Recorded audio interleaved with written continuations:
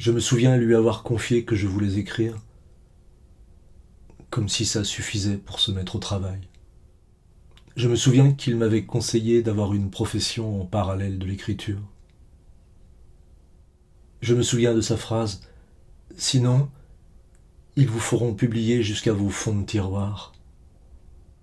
Je me souviens que l'ameublement du salon était quasi le même que chez une tante de mon père. Je me souviens qu'il se tenait debout devant la fenêtre qui donnait sur la Loire, à contre-jour, comme souvent ces personnages gagnés par l'âge. Je me souviens de ma surprise quand, suite à mon courrier, il avait appelé à la maison pour convenir d'un rendez-vous. Je me souviens de son écriture serrée sur les Bristol et d'une lettre aussi. Je me souviens que mon père disait qu'un jour, ça vaudrait des sous ces trucs-là.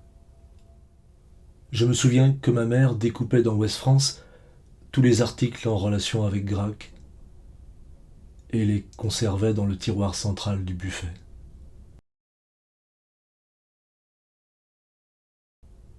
Je me souviens des paires de nunchaku glissés sous les blousons, de la vitesse et de la précision des mouvements. Je me souviens de Bruce Lee sans avoir jamais vu un de ses films. Je me souviens des morceaux de tuyaux d'arrosage dans lesquels on coulait du ciment pour faire une matraque.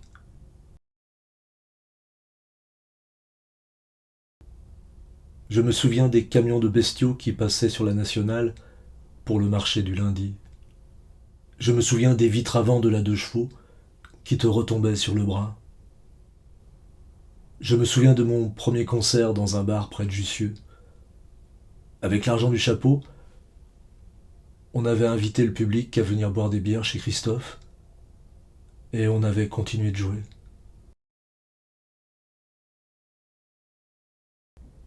Je me souviens d'un flipper qui jouait le riff de Satisfaction.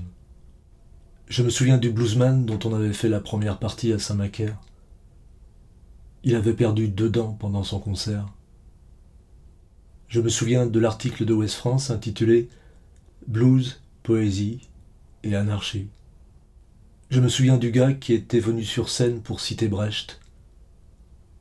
C'était une veille d'élection. Je me souviens de cette fête à Sarzeau où on avait été invité en échange d'un concert. Je me souviens du premier soir, à notre arrivée chez celle qui nous hébergeait. De l'urne où se trouvaient les cendres de sa copine, la présence que c'était.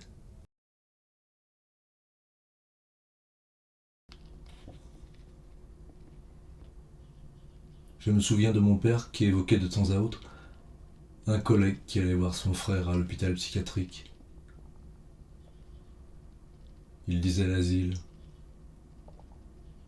Et il disait aussi combien c'était dur. Je me souviens de mon père faisant une courte sieste le midi, assis à la table, la tête posée sur ses avant-bras, le dos rond.